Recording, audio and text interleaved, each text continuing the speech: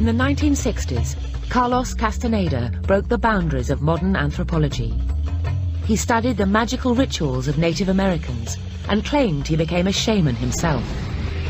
What he had done was just tremendous. Here was someone who was studying anthropology but also becoming a shaman and going in a direction that seemed really thrilling.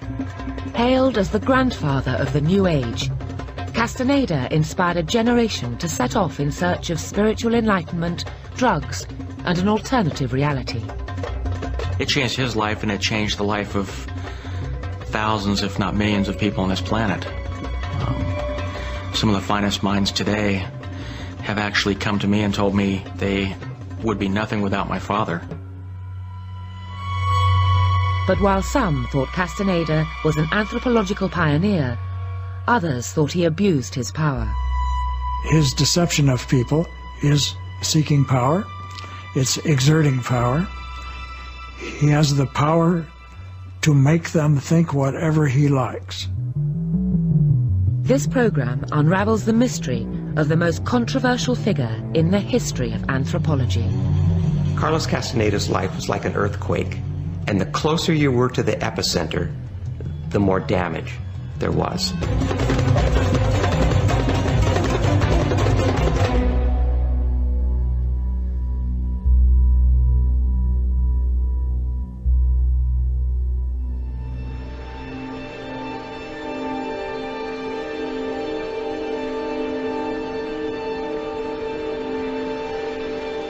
Death Valley, California. One of the hottest and driest places on Earth. Few creatures can survive here.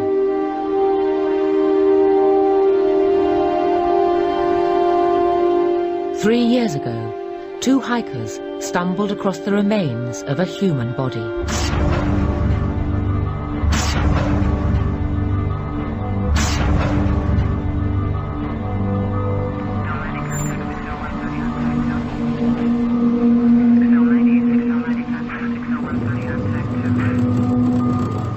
Detective Marston Mottweiler was called in to investigate.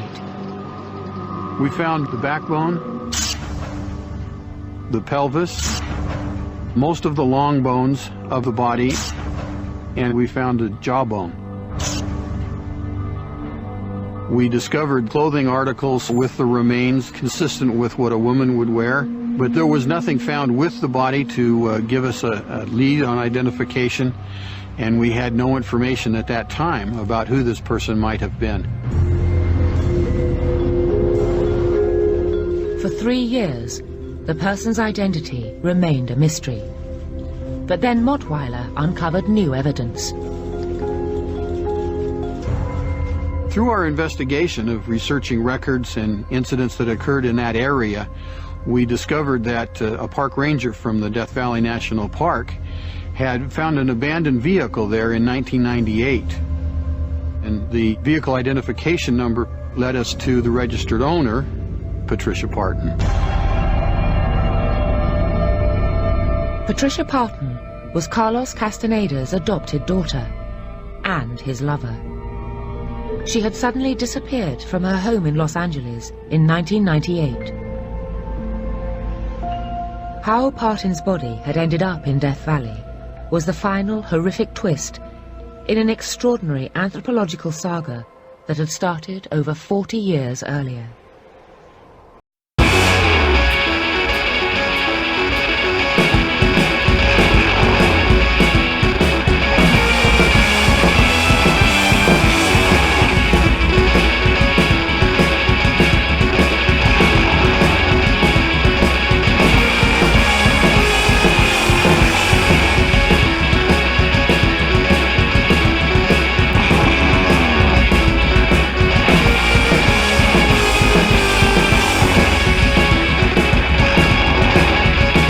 Like many graduate students, he did not have a clear idea, I think, of where he was going, and just enjoyed the climate and the people at UCLA.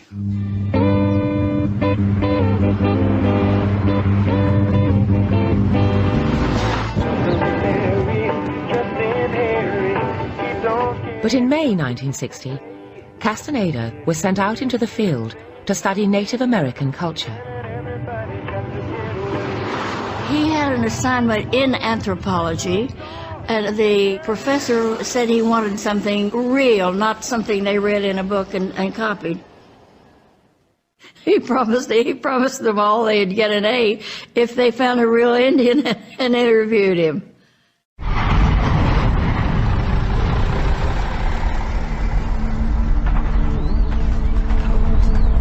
It was in Nogales, a small town on the Mexican border, that Castaneda was to meet the Native American man who would change his life forever.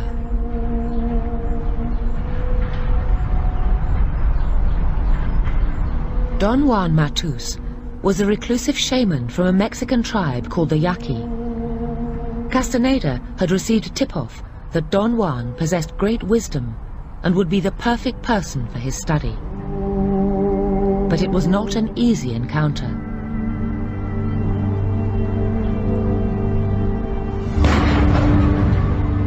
I don't think that when he first met him, he understood what the importance of the meeting was.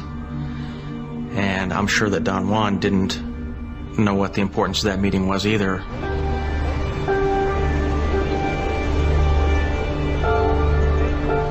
He seemed to have seen through me. As I rattled on, he nodded slowly and looked at me, but said nothing.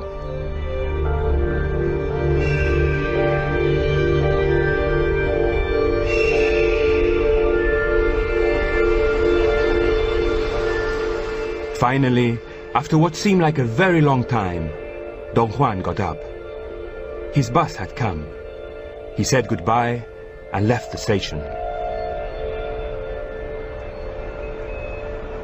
Castaneda describes that he made him very uncertain, and he got very upset in a way. He knew he had to see this person again. It was a defining moment because it changes his life.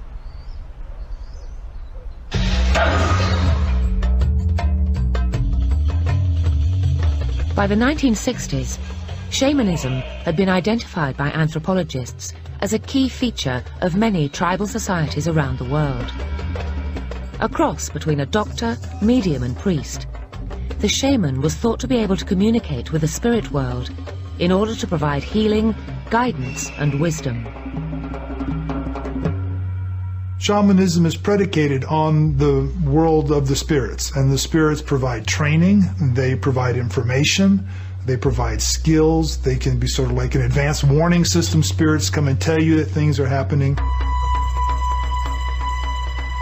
While the shaman was revered by tribal members, little was known by academics at the time about his practices.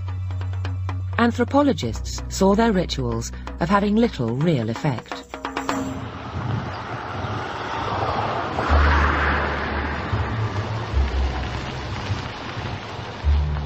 But Castaneda intended to take shamanism seriously.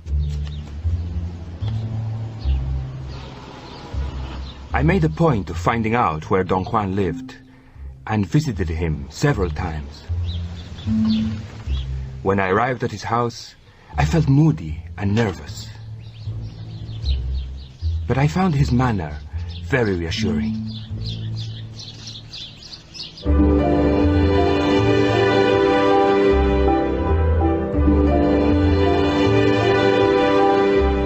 It was then that Castaneda's journey into the hidden world of the Yaqui shaman began.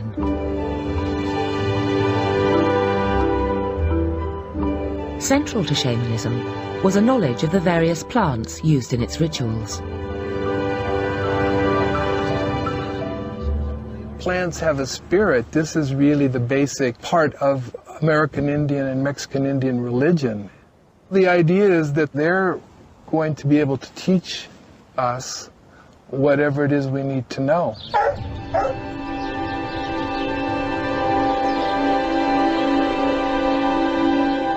Over the course of many meetings, Castaneda managed to convince Don Juan to teach him about peyote, a hallucinogenic cactus used by shamans in Mexico.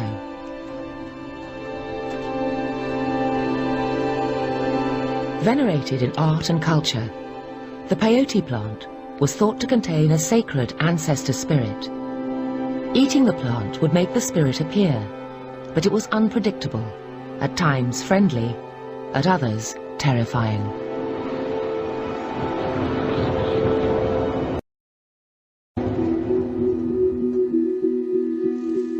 Castaneda had hoped just to observe and take notes, but Don Juan explained that to understand shamanism fully, he must take peyote himself. It was a moment of acute indecision and fear. I felt almost unable to control myself. My hands were wet, and my stomach contracted. I mean, here's Carlos. He wouldn't touch beer, for example. He wouldn't touch it then, and he wouldn't touch it later when I saw him later. And he's just not a fellow who seems to be interested in drugs or anything like that. He was afraid those hallucinogens are not something that he had done prior in his life, so he was scared out of his mind. Don Juan urged me to chew it.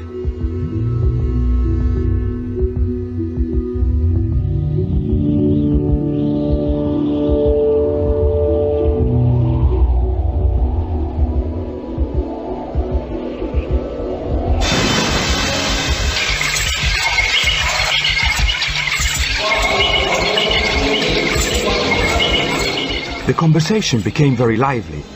The men were talking in Italian and repeated over and over one phrase about the stupidity of sharks. I thought it was a logical, coherent topic.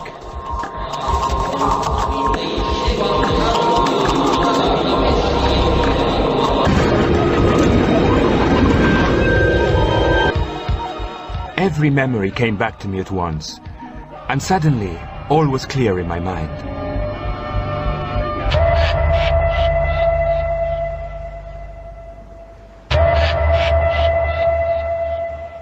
I raised my head and saw a black dog approaching. The dog became iridescent. An intense light radiated from its body.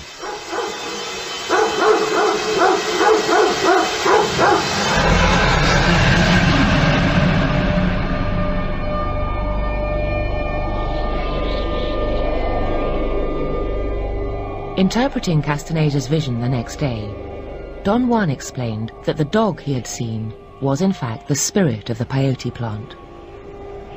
The spirit had never appeared to a Western man in this way before.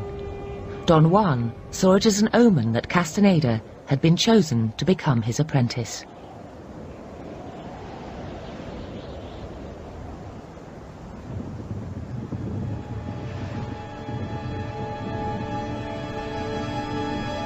Castaneda accepted the challenge, and in doing so, he took anthropological research to a whole new extreme.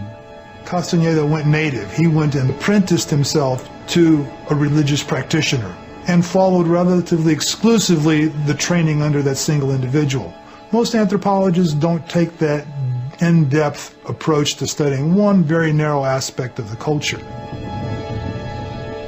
Carlos Castaneda, in a sense, created an academic transgression by breaking the boundaries between the observer and the participant.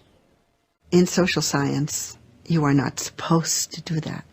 You are supposed to simply observe, be a witness, write about something, and then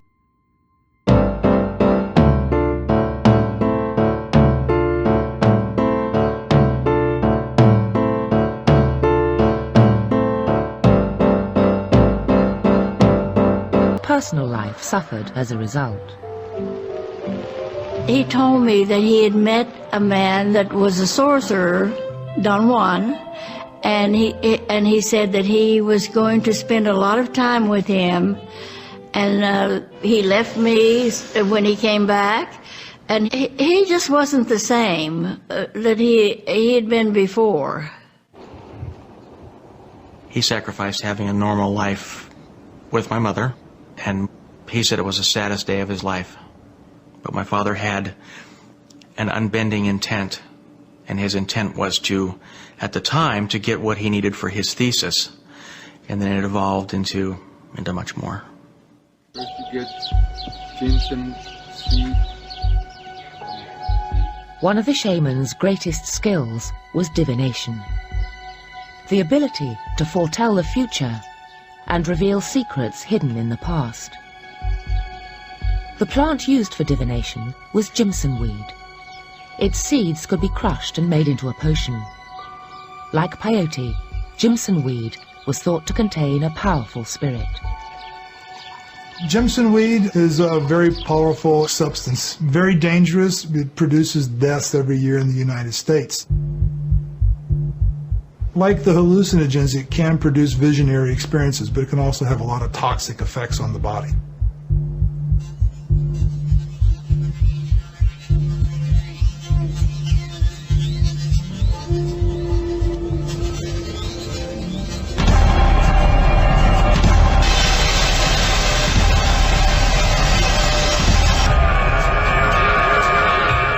Castaneda claimed that in his trance, he saw that a close friend was on the verge of mental collapse.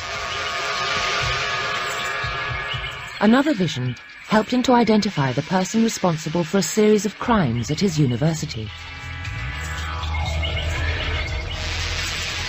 After this vision, this person was caught at the UCLA library and sentenced to prison and made to pay an enormous fine for having done this.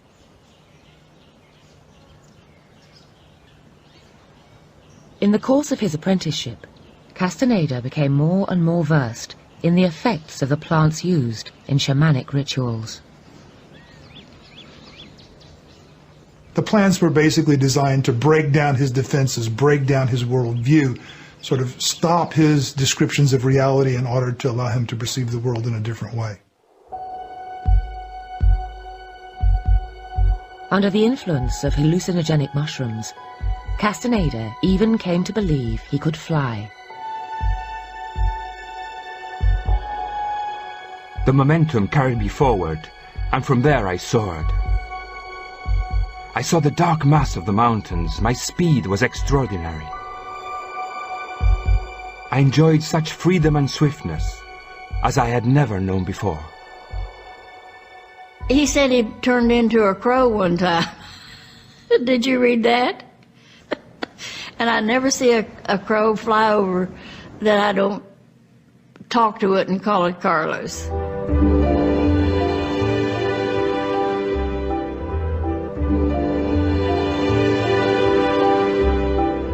"1965 marked a turning point for Castaneda. He began to see visions and spirits without the use of hallucinogens, and accepted Don Juan's explanation that these were glimpses of other realities that existed alongside our own. For the first time, he truly saw the world through Native American eyes.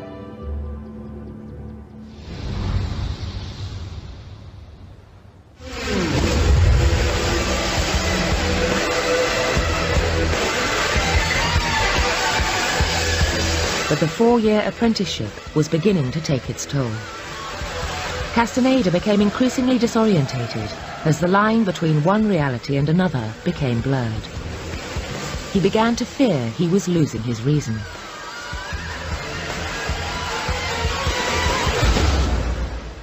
He's terrified. He's absolutely terrified. He's so devastated and so shaken by this that he knows that is the end of the 4 to 5 year apprenticeship that he describes.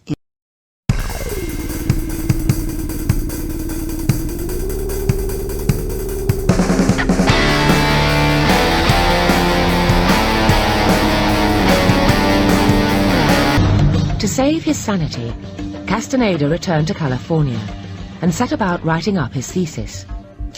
At the time, he had no idea of its potential.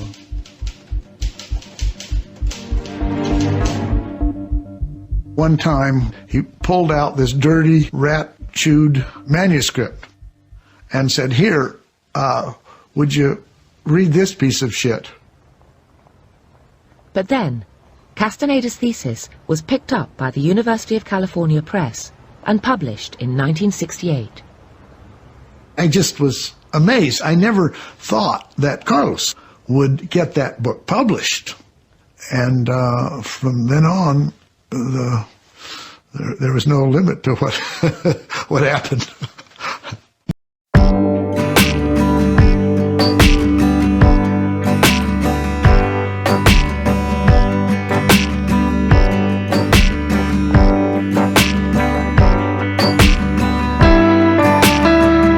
couldn't have been better.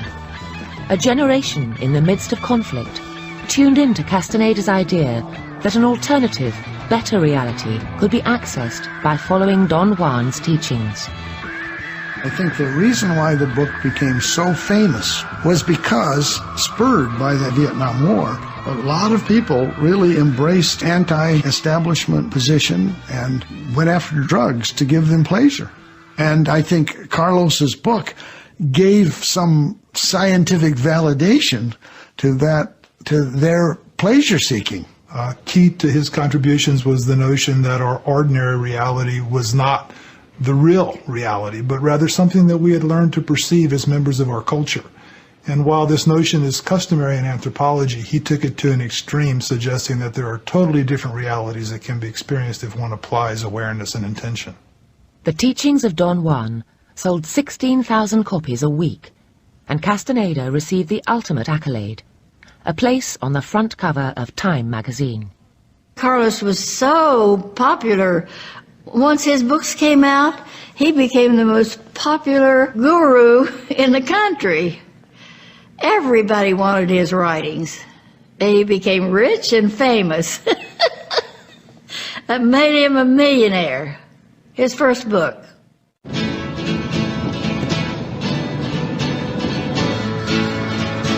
When his publishers pressed him for more books, Castaneda decided to return to Mexico to continue his research with Don Juan.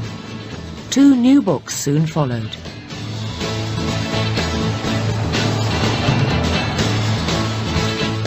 Within anthropology, Castaneda's extreme method inspired a new generation of students, like J. Fikes. He was a participant, so I thought, wow, that's the way that we should do things, is we should try to participate in the rituals if we want to learn something. Fikes decided to follow in Castaneda's footsteps. The next summer, I decided I would go to Mexico and try to find someone who could give me the sacred mushrooms that Castaneda wrote about. So I went down to Oaxaca and found an Indian village and found an old lady that sold me the mushrooms. And I had this feeling I was flying, just going right up into heaven. It was a great feeling. So I had these very extraordinary experiences that made me think that Castaneda must be right.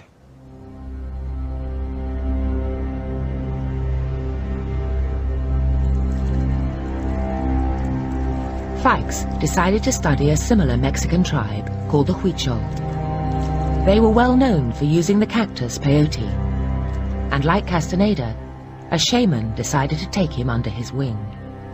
I impressed a Huichol shaman enough because he said, well, what did you see? What did you experience? And I told him. And he said, yeah, that's what this means.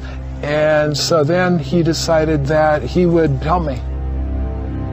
I proved myself, and then I was accepted. So again, that just affirmed that Castaneda must have been on the right track.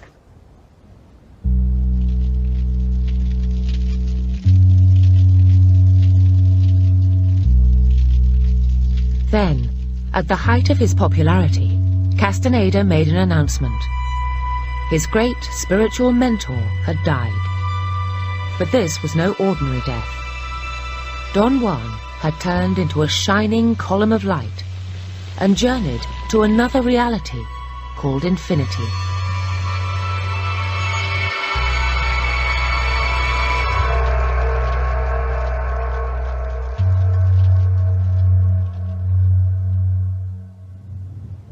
Castaneda now abandoned academic anthropology. He declared he had succeeded Don Juan as a shaman, charged with the task of passing on his knowledge to the world. Carlos Castaneda becomes a being like Don Juan. He is a shaman, and the term that is specifically used in the books is the term Nagual, which means a being with enormous energy, a leader who can lead a group to freedom.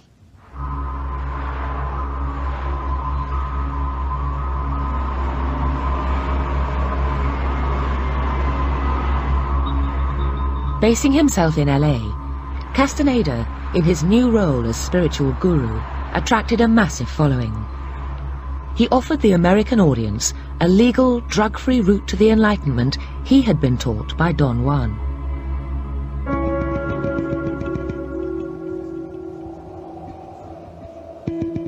In ancient Mexico, a lineage of men and women seers embarked on a navigational journey with the intent to expand the boundaries of human perception. These dreamt movements were taught to Carlos Castaneda by Don Juan Matus, a Yaqui Indian from Sonora, Mexico. Central to his teachings was tensegrity, part martial art, part exercise class, part religious practice. He was teaching maybe 700, 800 people at a time, all in the room, all doing the same thing at the same time. It's basically like a very large exercise class. The first time I saw Castaneda, this little Mexican-looking man comes in front of the class, and somebody took me by the arm and said, "Can I introduce you to Carlos Castaneda?" And I almost shit in my pants because this was Castaneda, who was up front, who had been up front doing those movements all the time, and I thought it was just this little Mexican guy, this little brown guy.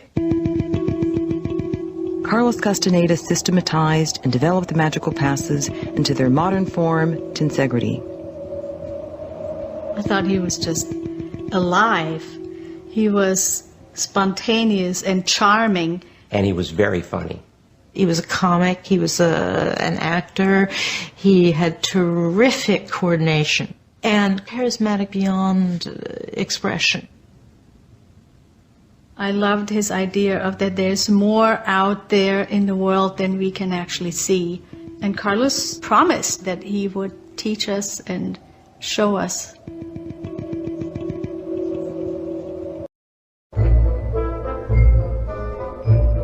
But not everyone was enchanted with Castaneda. In 1975, Richard DeMille, the son of filmmaker Cecil B., started to read the teachings of Don Juan. He would set in motion a controversial debate about the authenticity of Castaneda's fieldwork. When I read the teachings of Don Juan, I thought it was a sober, factual account of a strange experience in the desert with a very unusual Indian teacher. But as he read Castaneda's second and third books, DeMille was struck by inconsistencies in Don Juan's character. In the first book, Don Juan's personality is dark and foreboding and gloomy, and there's a lot of menace in the air. But in the second and third book, he was lighthearted, gay, made jokes. It was fun, you know. He changed his teaching method by becoming a desert clown. But I thought, well, it's all right for Don Juan to change his teaching method. But as he looked closer, DeMille spotted something. Book 1 and Book 3 covered exactly the same time period, and yet Don Juan's character was completely different in each account. There is no way Don Juan's personality could change from day to day. The only explanation is that you have a writer playing around. DeMille wrote to Castaneda asking to see his field notes. He said there was a big flood in Westwood, or Santa Monica, or wherever, and the field notes were in the basement, and they were completely destroyed by the flood. What a loss to science.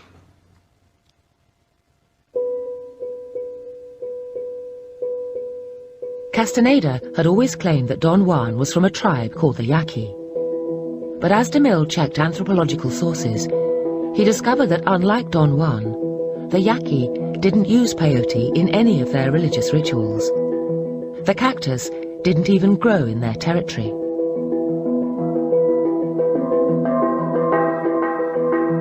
And there was something else. While checking through hundreds of sources, he discovered that Castaneda seemed to have copied other people's ideas. A book published in 1903 reported that the human aura was egg-shaped, with bristles standing out in all directions. In 1971, Don Juan told Castaneda that a man looks like an egg, with bristles bursting out in all directions. DeMille didn't just find one, but 200 such examples. For DeMille, there was only one logical conclusion. His method of work seemed to be going into libraries and finding things in them that he liked, and in his following book, they would come out of Don Juan's mouth.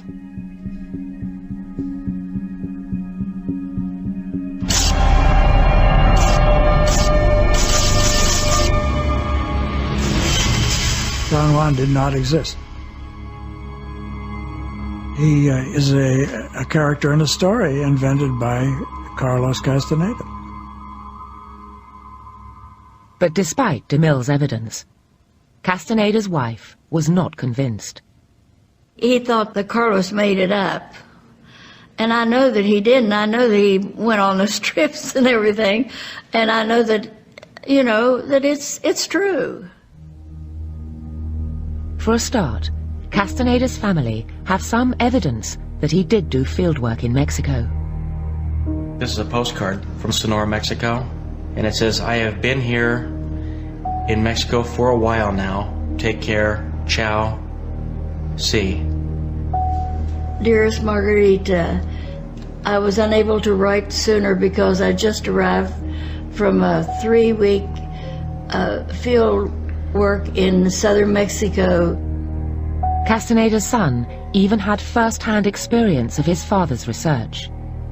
I would go with him on a lot of his field trips and spend a lot of time with him. We would take trips to Topanga Canyon and to Mexico, and I would actually be, I guess, his little apprentice. I did remember meeting a Native American Indian in the desert. I was real little. I don't know that his name was Don Juan. For DeMille's charge that there were no field notes, there were boxes and boxes and boxes of field notes at his house in Westwood. Richard DeMille is absolutely wrong. Castaneda's supporters even had an answer to the most damning criticism of all, that Don Juan could not be a Yaqui because the Yaqui didn't use peyote. Don Juan had been exposed to many, many customs and traditions throughout Mexico because he had traveled extensively through Mexico. He was not a Yaqui who had never traveled outside of his territory nor traveled far from his group. In fact, thousands of Yaqui people had been exiled at the turn of the century and forced to live in different parts of Mexico and Arizona. Castaneda had always maintained that Don Juan had been part of this diaspora. I do think Don Juan Matos existed. I do not think the character is far-fetched, nor do I think he's an invention. It was J. Fikes who would settle the debate once and for all. Down in Mexico, he had spent time with several shamans. Finally, I understood what the shamans did to help their people. They were doing rituals to prevent illness, to bring rain, to get the corn to grow, to get fish, to get deer, and to guarantee the things they need to survive as a people. But according to Castaneda, Don Juan was doing none of these things. He was more concerned with personal enlightenment. I just thought, well, it's a bit odd. It doesn't make sense given what I've observed. But maybe Don Juan is an exceptional person. And so I gave him the benefit of the doubt at that point.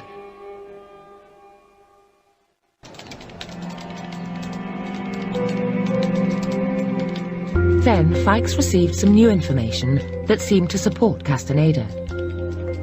He learned that in the late 1960s, Castaneda had been seen in a neighboring Huichol community with a shaman called Ramon Medina Silva.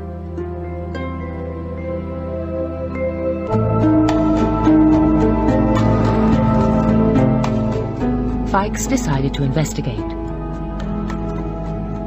Since Ramon Medina Silva was now dead, Fikes set about tracking down his widow. There was this clue that I wanted to follow up on about the widow of this Huichol shaman. So I decided to locate her and interview her. After years of controversy, it seemed at last there was an eyewitness that could finally corroborate Castaneda's story. I found her living in a shack and tape-recorded interviews with her, and realized that she had met Castaneda. Conocí a Castañeda, nos vimos en Tepi y lo conocieron a él también. He definitely went to Mexico, there was no doubt in my mind. Fikes began to wonder if in fact Ramon Medina Silva was actually Don Juan. There was a good reason why Castaneda might have changed his guru's name. Well, one of the things that anthropologists have often had to do in order to protect the people that help them learn about the culture is to give their key informants some kind of anonymity, and sometimes disguising entire cultures, giving them fictitious names. It occurred to me that maybe he was just protecting his informants. It's possible that Don Juan was actually the Huichol. It seemed that Castaneda's critics had been wrong. He did in fact have first-hand experience of Native American culture. Pues yo digo que no, porque no aguantó, no es como quiera, ¿verdad? No es como quiera. But as the widow told Fikes more about the time Castaneda had spent with her husband, he began to realize the true value of Castaneda's research. She was very willing to tell me everything that she knew about Castaneda. Nunca preguntaba ni hizo entrevistas como nosotros. Pues no, oía pues, pero no preguntaba de nada. She said he didn't learn anything significant about the Huichol. That's the way she put it. Above all, it became clear that Castaneda could never have been a shaman's apprentice.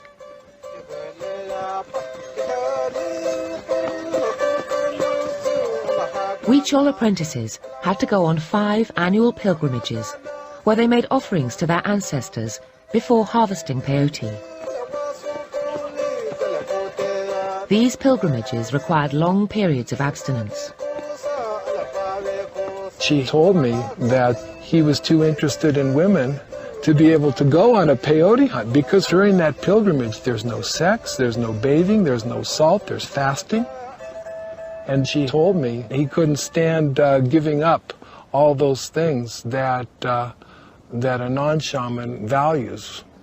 Now that he was certain that the Huichol were the model for Don Juan, Fikes realized the extent of Castaneda's deception.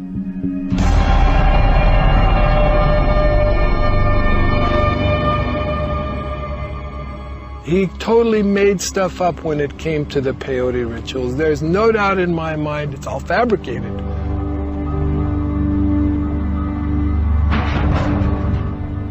Seeing the peyote spirit, predicting the future, turning into a crow. These were all inventions, as was Castaneda's spiritual mentor, Don Juan. I think Castaneda perpetrated the greatest hoax in anthropology since the Piltdown Man hoax. The Piltdown Man was not a true fossil, it was a concoction. And Castaneda did the same thing. He took bits and pieces of reality and fused them with fabricated things and put it out there as if it were true. And he's up there among the best con artists in history. But did it really matter if Castaneda had fictionalized his fieldwork? When news of the hoax broke, some argued that his research still had value, even if the details were inaccurate. To me, there are too many universal truths embodied in what Castaneda reveals. So whether or not every conversation was, a faithfully recorded conversation, I don't think is the point. I think the real question that we have to ask is, how does Castaneda expand our understanding of human nature, of reality? But the idea that this was a victimless crime is simply not true. For a start, Castaneda's false depiction of the Yaqui way of life made him a millionaire, but left the Yaqui people themselves even more misunderstood. Castaneda's works have been bothersome to Yaqui people because they still have people actually looking for Don Juan. And the first things out of their mouth is Castaneda's work and how familiar they are with the Yaqui way of life, which is not reflective at all in terms of how we are. There's a richer side to our life and how we live and what we believe that people don't give us credit for. According to Fikes, Castaneda's work has been even more damaging for the Huichol. For them, hallucinogenic plants have deep cultural and religious significance, whereas Castaneda had popularized their use as the route to personal enlightenment and ecstasy. As a result, the Huichol were inundated with hippies on the hunt for peyote. The authorities soon became involved. Follow me down.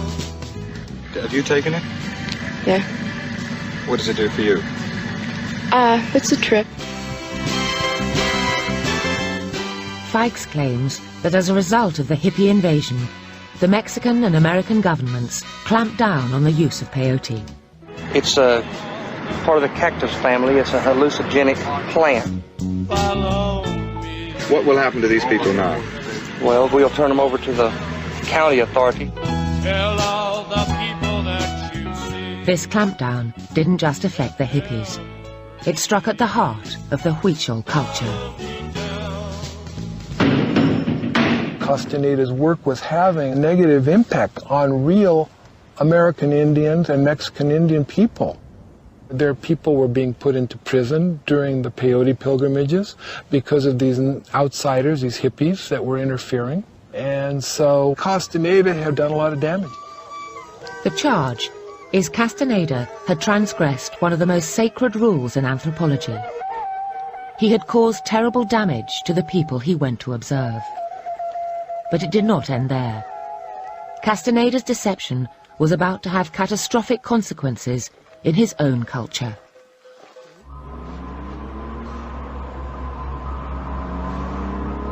Living in LA during the 1980s and 90s, Castaneda increasingly withdrew from public life, never allowing himself to be photographed or interviewed. In his private classes, his claims became even more extreme. He now declared that, like Don Juan, he would not die a mortal death. Instead, he would turn into pure energy and disappear into infinity, taking his followers with him. Well, he made all sorts of just totally incredible claims. He had claimed he was going to take a group of people with him off into infinity, and they were going to die and they weren't going to leave their bodies behind. And at the time, it seemed like it might be plausible. You would be able to travel among galaxies and constellations and black holes and planets. And it wouldn't be your body anymore, it's your awareness that's able to take in all of this magnificence.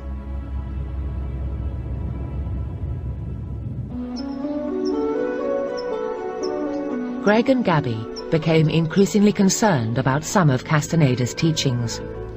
In particular, his suggestion that his followers cut themselves off from friends and relatives. It was a classic cult formation. These were people that had severed ties with their family and friends.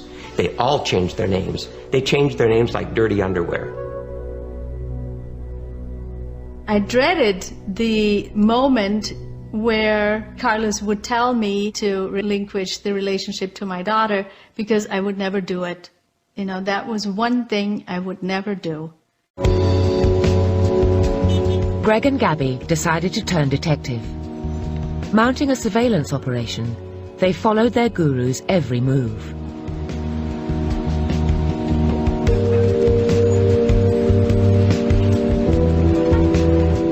Night after night, They trailed his car through the streets of Los Angeles, sometimes losing him, but picking up the search the next day. Castaneda had kept his address a secret, but by following him, they finally found his home.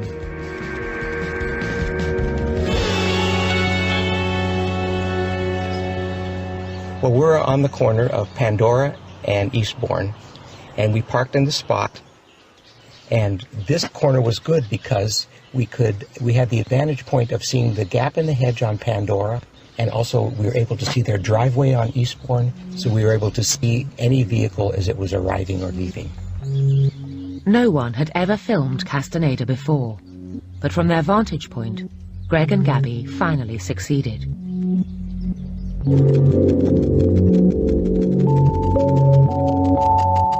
Now in his 70s, Castaneda claimed to live a solitary and celibate life, but it soon became clear this was far from the truth. Two of his closest disciples, Florinda Donner and Taisha Abelar, shared the house, and a third woman visited regularly. These women were always at Castaneda's side, and were known to his followers as the witches.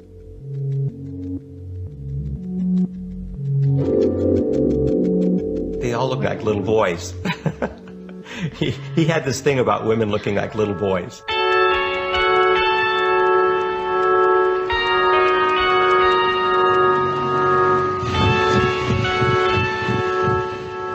Searching for more clues, Greg and Gabby took the drastic step of raiding Castaneda's trash. The reams of receipts they found showed that far from living the frugal life he claimed, he was showering the witches with expensive gifts and designer clothes. But a more shocking discovery was yet to come.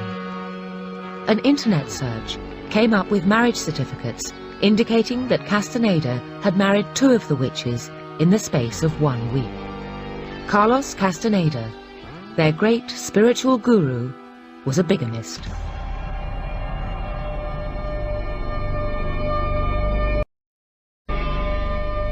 Amy Wallace had first-hand experience of Castaneda's charms.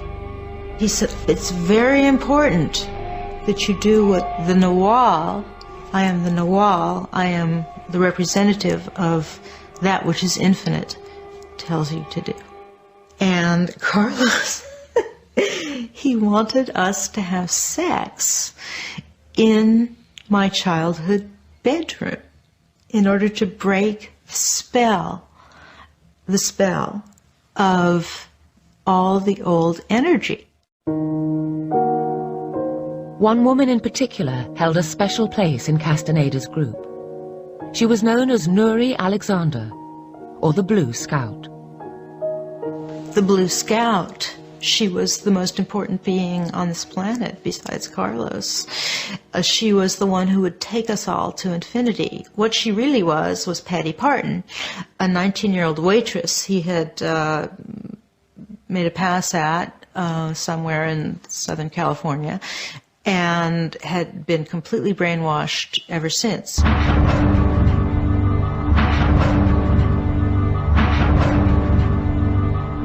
The same Patty Parton, whose bones were discovered in Death Valley in 2003. Castaneda had taken the bizarre step of adopting Patty Parton as his daughter in the 1990s.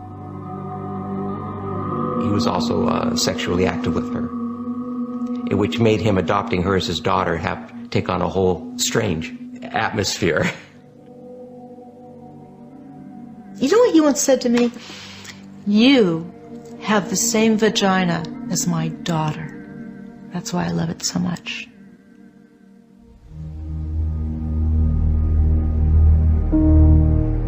Shocked by what they had discovered about Castaneda, Greg and Gabby continued to raid his trash. Their next discovery would finally shatter all illusions about their guru's immortality. We found insulin syringes in the trash, and it indicated that Carlos was diabetic. We found this piece of paper that said hepatitis, renal dysfunction, ? These are prescriptions for pain medication. Obviously, he was in pain, and this just confirmed that. All these indications in the trash gave us a good overview of his physical condition, which was deteriorating very quickly at that point. Greg and Gabby's surveillance footage showed an increasingly ill man. However, his family were denied access to him. I walked up to those women, those weird, tall, big women that look like men. They're strange. And I said, do you know who I am? And they said, yes, we do. You're Margaret. And I said, I want to see Carlos. And they said, well, I'm sorry, but you can't see him. And I said, you bet he's going to see me. I'm going to stand here and I'm not leaving until I see him. And I talked to him. And finally, he came over to me, and I was so happy to see him. And I said, Carlos, I bought 2 books and I want you to sign them. And he said, oh, Miss Runyon, he said, my hands are too tired. He said, I can't write at all. He stood there and looked at me for a long time. And as he walked away, he threw me kisses and walked backwards. That's the last time I ever saw him. The last time that I actually saw him alive, he had me write down my phone number and give it to him, and he put it in his shirt pocket. When the witches got in the van with him, I saw the driver of the van reach across into my dad's shirt pocket, pull it out, and wad it up and throw it out the window. That's the last time I ever saw my father alive. When we went back the following weekend, the house was empty. We strongly suspected that he had died because the 5 women were gone. First, of course, we thought they might come back, but then, the weeks would go by and they would not return, which gave us the indication that they were really gone and Carlos was really dead, and then he came out in the papers.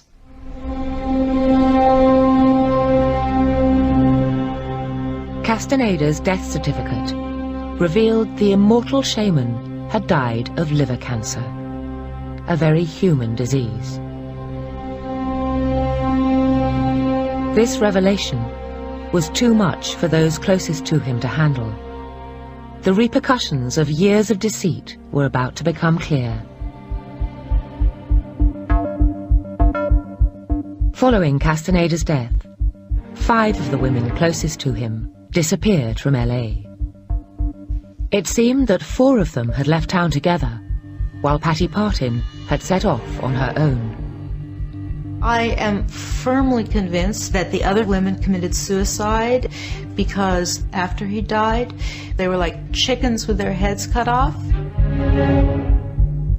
Taisha Abelard got drunk and told me she was going to kill herself. Others talked about guns. I think the others shot themselves, and I think they did it in a place where no one could find them because they were very clever. You have to remember, these were women who believed that Carlos was going to take them with him. And then they discovered that he couldn't even take himself. I'm sure it was a crushing blow. The reality that Carlos was an ordinary man. And they were ordinary people.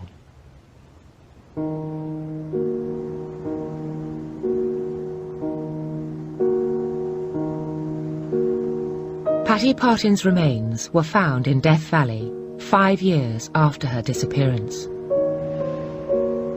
I know how Patty Partin died because Carlos told me that he told her, if you want to go to infinity and you can't make it without me, drive your little car as fast as you can into the desert.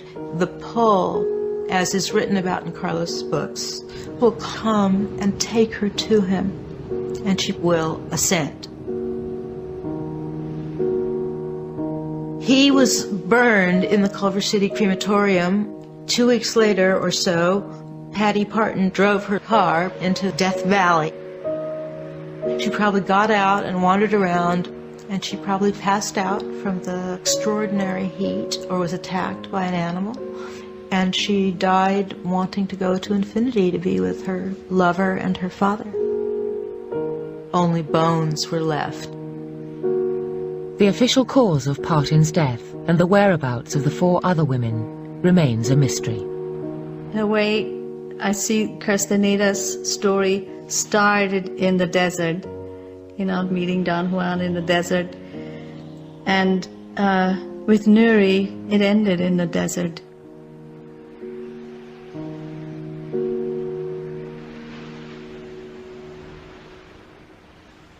The final horrific conclusion to Castaneda's fraudulent anthropological work was a fierce human tragedy.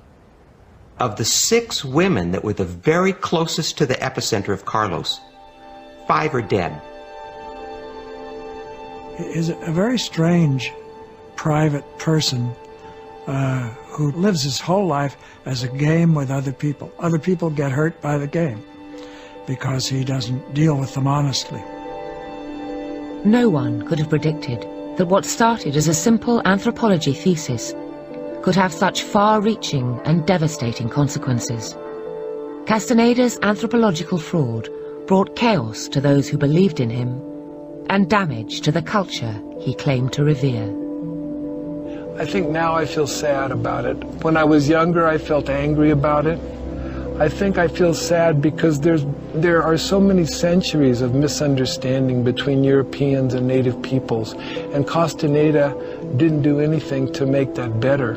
He only made